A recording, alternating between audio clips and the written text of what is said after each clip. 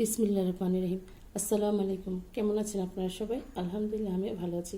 আজকে আপনাদের মাঝে আমি নিয়ে আসছি খুদে ভাতের রেসিপি।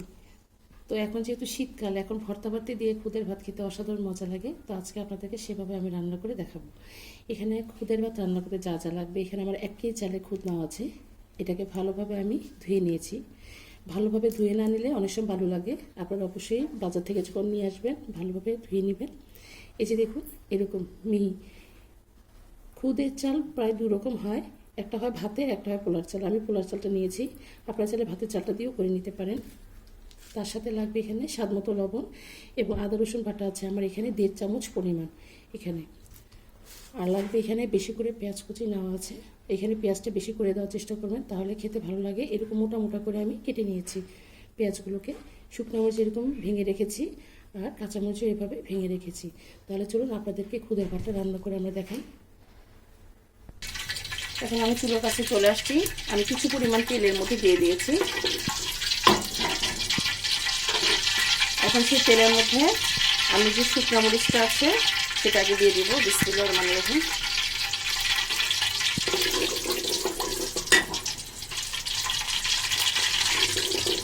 এখন যে পেঁয়াজ কুচি আর কাঁচামরিচ আছে সেটার মধ্যে দিয়ে দেবো। বিসমিল্লাহির রহমানির রহিম। পেঁয়াজটা বেশি লাল করার প্রয়োজন নেই বা বেশি ভাজারও প্রয়োজন নেই। সামান্য একটু নরম হয়ে আসলে এর মধ্যে আমরা চালটা দিয়ে দেবো। তাহলে আমরা একটু নাড়াচাড়া করে নিই। আমাদের পেঁয়াজটা কিন্তু দেখুন নরম হয়ে আসছে। এখন যে চালটা আছে ধুয়ে রাখা চাল সেটার মধ্যে দিয়ে দিচ্ছি। বিসমিল্লাহির রহমানির রহিম।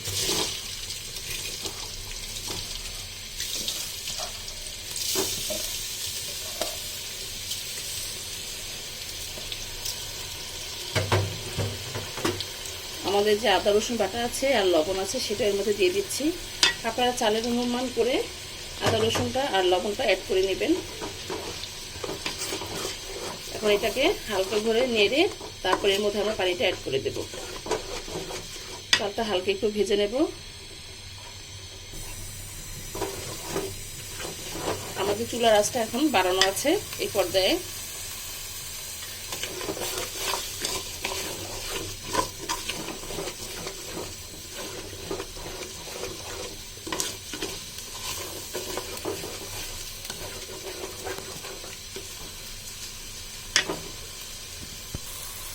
আমাদের চালটা প্রায় ভাজা হয়ে গিয়েছে, দেখুন।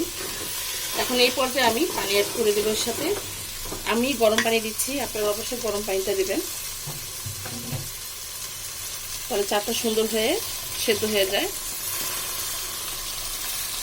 ঠান্ডা পানি দিলে অনেক সময় সেদ্ধ করতে সময় বেশি লাগে, তো আমি এর জন্য এখানে গরম পানিটা অ্যাড করে দিয়েছি পরিমাণ করে।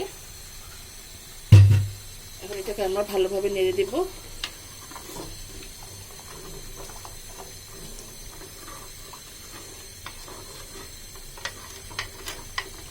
আপনারা চাইলে এর সাথে পোলার পাতা অ্যাড করতে পারেন, তো আমার হাতের কাছে নেই পোলার পাতাটা, সেই জন্য আর দিলাম না। তাহলে এটার সাথে সেন্টটা আরও ভালো লাগে, চালের সাথে মেল্ট হয়ে যায়। তো যাই হোক, আমি এখন এটাকে ঢেকে দেব।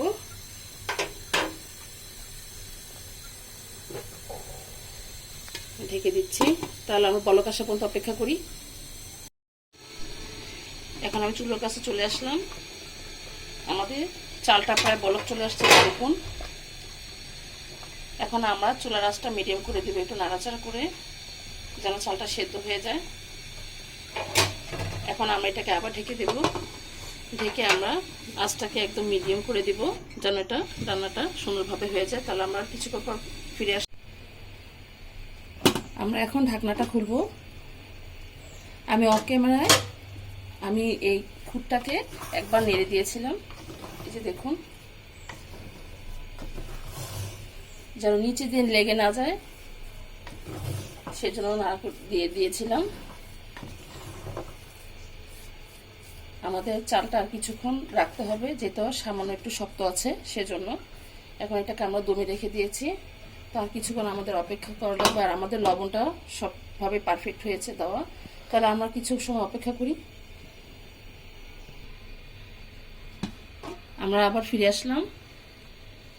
এখন এটাকে আমরা নেড়ে দিব।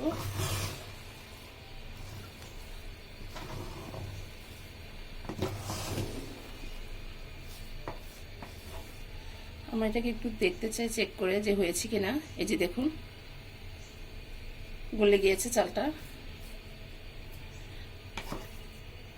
আমাদের খুদ ভাতটা রেডি। তাহলে চলুন আমরা পরিবেশন করে দেখাই। তৈরি হয়ে গেল আমাদের মজাদার খুদ ভাতের রেসিপি। মাশাআল্লাহ, আলহামদুলিল্লাহ। দেখুন, দেখতে কত ভালো লাগছে। এটা খেতেও কিন্তু অসাধারণ মজা। যেহেতু এখন শীতের দিন, শীতের সকাল, এইভাবে ভর্তা ভাতি দিয়ে এই খুদের ভাতটা খেতে অসাধারণ মজা লাগে। আমি এখানে 5 রকম ভর্তা দিয়েছি: ধনিয়া পাতার ভর্তা, বেগুন ভর্তা, সিমের ভর্তা, কাঁচা কলা এবং আলুর ভর্তা। আপনারা চাইলে শুটকি ভর্তাটা দিয়েও এই খুদ ভাতটা খেতে পারেন। তো যাই হোক, আমার এই খুদ ভাতের রেসিপিটা আপনাদের কাছে কেমন লেগেছে আমাদেরকে অবশ্যই কমেন্টে জানাবেন। আর আমার জন্য দোয়া করবেন, আমি যেন আপনাদের মাঝে রেসিপি নিয়ে আসতে পারি। তো আজ এই পর্যন্তই। আপনারা যে যেখানে আছেন ভালো থাকেন, সুস্থ থাকেন। আল্লাহ হাফেজ।